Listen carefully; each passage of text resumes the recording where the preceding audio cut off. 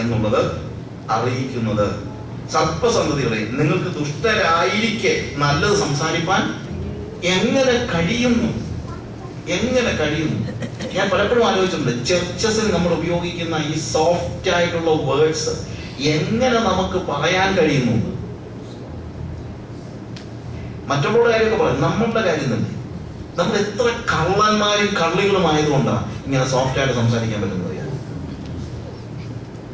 എത്ര കള്ളന്മാരും കള്ളികളും ആയതുകൊണ്ടാണ് നമ്മള് സഹോദരന്മാരെ കാണുമ്പോഴത്തേക്ക് പ്രൈസ് ദി ലോർഡ് ബ്രദർ എന്നൊക്കെ പറയുന്നത്.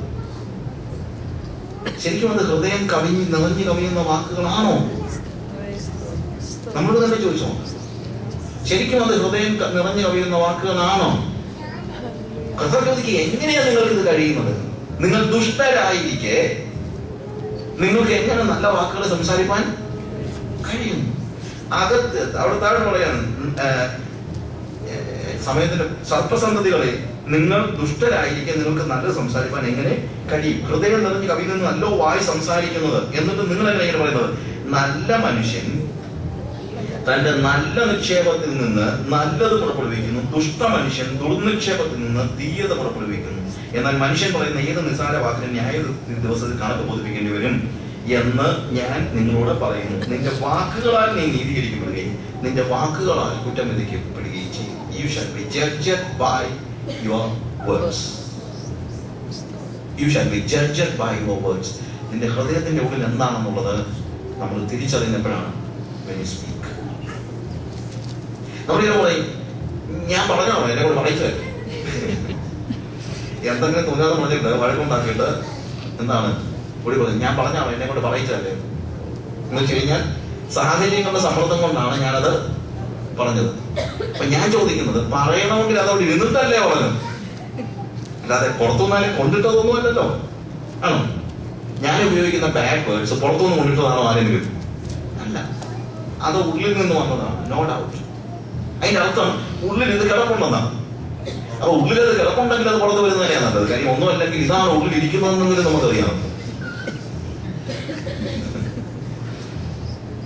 ഇതാണ് ഉള്ളിൽ ഇരിക്കുന്നതെന്നെങ്കിലും നമുക്കറിയാമല്ലോ.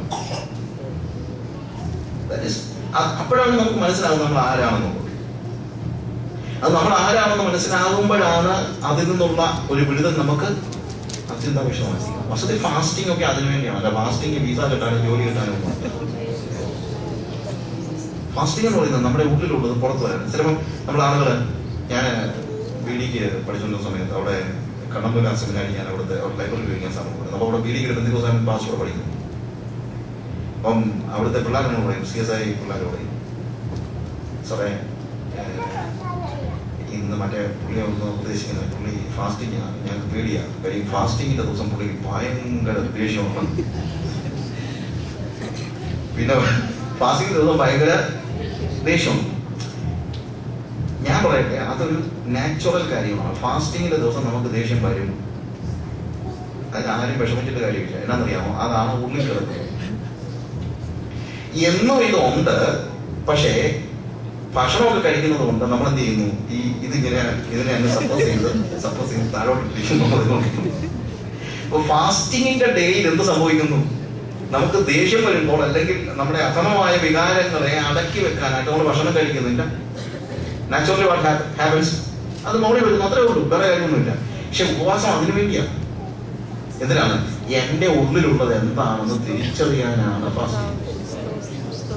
അതുകൊണ്ടാണ് ഓൾഡ് ടെസ്റ്റമെന്റിൽ മിക്ക സ്ഥലങ്ങളിലും ഫാസ്റ്റിങ്ങിനോട് ചേർന്ന് അഫ്ലിക്റ്റിംഗ് അവർ സോൾ എന്നുള്ളൊരു വാക്കുണ്ട്. ആത്മതപനം. ഞങ്ങൾ ഉപവാസത്താലും ആത്മതപനത്താലും എന്നാണ്. ആത്മതപനം.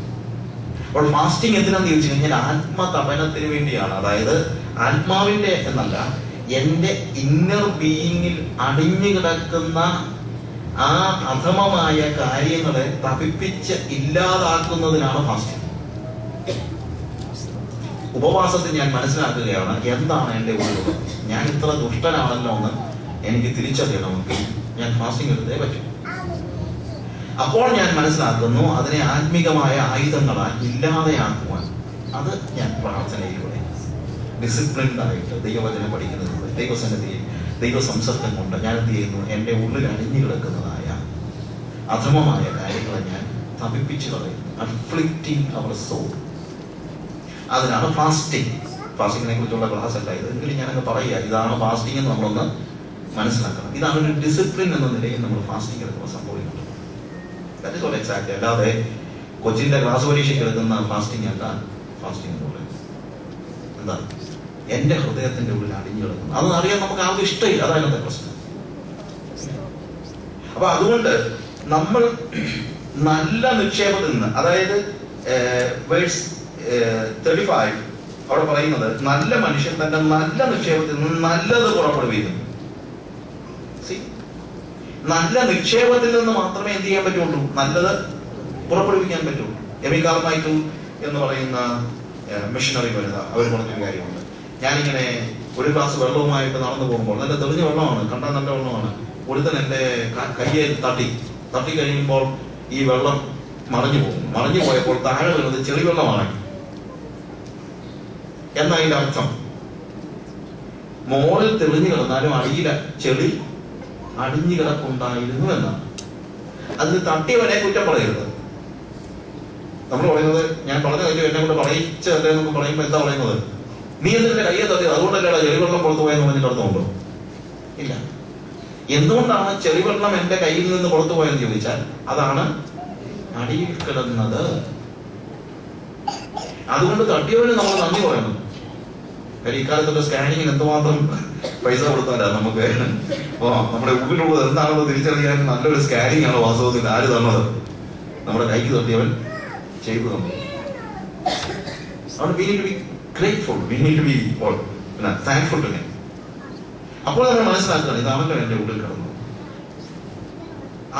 ആ ഒരു തിരിച്ചറിവും പശ്ചാത്താപവും ശുദ്ധീകരണവും വാസ്തവത്തിൽ പെന്തിക്കോസുകാർ മറന്നുപോയ ഒരു വലിയ ഉപദേശമാണ് ശുദ്ധീകരണത്തിന്റെ ഉപദേശം.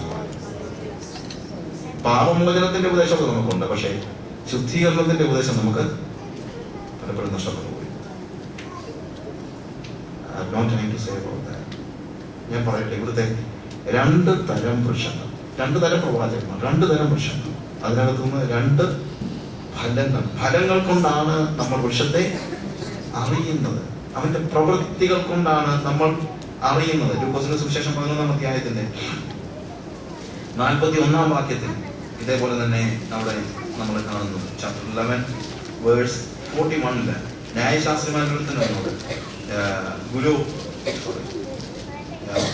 ചാപ്റ്റർ 11:41 അകത്തുള്ളത് ഭിക്ഷയായി കൊടുപ്പിൻ, എന്നാൽ സകലവും നിങ്ങൾക്ക് ശുദ്ധമാകും. അവിടെ മോളിൽ പറഞ്ഞിരിക്കുന്നത്, മുത്താഴത്തിന് മുമ്പേ കുളിച്ചില്ല എന്ന് കണ്ടിട്ട് പരീശന്മാർ ആശ്ചര്യപ്പെട്ട് കർത്താവിനോട്, പരീശന്മാരായി നിങ്ങൾ കിണ്ടി കിണ്ണങ്ങളുടെ പുറം വെളിപ്പാക്കുന്നു, നിങ്ങളുടെ ഉള്ളിലോ കവർ ചെയ്യും ദുഷ്ടതയും നിറഞ്ഞിരിക്കുന്നു. മൂടന്മാരെ പുറം ഉണ്ടാക്കിയവനല്ലയോ അകവും ഉണ്ടാക്കിയത്, അകത്തുള്ളത് ഭിക്ഷയായി കൊടുപ്പിൻ, എന്നാൽ സകലവും നിങ്ങൾക്ക് ശുദ്ധമാകും. What is inside you? നിങ്ങളുടെ ഉള്ളിലുള്ളത് എന്താണ്? But rather give alms of such things as you have, and behold, all things are clean unto you. അകത്തുള്ളത് വിഷയം. What is inside? അതിനെ നമ്മൾ പുറത്ത് എറിഞ്ഞു കളയാം. വിഷയം കൊടുക്കുന്ന പറയുമ്പോഴത്തേക്ക് you are just throwing it away, you are not keeping it. അകത്തുള്ളത് എന്താണ്? അത് എറിഞ്ഞു കളാം. അതാണ് ശുദ്ധീകരണം എന്ന് പറയുന്നത്. വീണ്ടും ജനിച്ചെന്ന് പറഞ്ഞിരിക്കുന്ന, ഞാൻ പറഞ്ഞില്ല, വീണ്ടും ജനിക്കാത്ത ഒത്തിരി പേരുണ്ട് സഭയിൽ. വീണ്ടും ജനിച്ചെന്ന് പറയുന്ന ആളുകൾ തന്നെ if you are keeping all kind of മറ്റുള്ളവരോടുള്ള അസൂയയും പകയും പിണക്കവും ഒക്കെ വെച്ചുകൊണ്ട് തിരുവത്താഴകളും ദിവസം വന്ന് കഴിയുന്ന പരീക്ഷന്മാർ നിങ്ങളെക്കാൾക്ക് എത്രയോ ഭേദമാണ് ഞാൻ അറിയും, അല്ലെങ്കിൽ നമ്മളെക്കാൾക്ക് എത്ര ഭേദമാണ്. So what is unit is to see what is inside. അകത്തുള്ളത് എന്താണെന്ന് കണ്ടുപിടിക്കണം. എന്റെ അകത്തുള്ളത് എന്താണെന്ന് കണ്ടുപിടിക്കണം. അതിനുവേണ്ടി സമയം ചെലവഴിക്കണം, അതിനുവേണ്ടി ഉപവസിക്കണം. എന്റെ അകത്തുള്ളത് എന്താണെന്ന് കണ്ടുപിടിക്കണം. ശരിക്കും ഒരു സ്കാനിങ് നടക്കുമ്പോഴേ അറിയത്തുള്ളൂ നമ്മുടെ ഉള്ളിലുള്ളത് എന്തൊക്കെയാണ്. എന്നിട്ട് എന്ത് ചെയ്യണം? അകത്തുള്ളത് എറിഞ്ഞു കളയണം. എന്നാൽ നമുക്ക് ആ ശുദ്ധീകരണത്തിലേക്കുള്ള ഒരു വലിയ ഒരു നടത്തിപ്പ്, അല്ലാതെ പുറമേയുള്ള കാര്യങ്ങളിൽ വന്ന് പാട്ടും പാടി തിരിച്ചു പോകുന്ന ഒരു സ്റ്റേജ് അല്ല നമുക്ക് ആവശ്യം. ഫലങ്ങൾ കൊണ്ടാണ് അവരെ തിരിച്ചറിയുന്നത്. പ്രവാചകന്മാരെ ആരെയും അറിയുന്നത്, ഒരു മനുഷ്യനെ അറിയുന്നത്, വൃക്ഷത്തെ നമ്മൾ അറിയുന്നത് അതിന്റെ ഫലങ്ങൾ കൊണ്ടാണ്.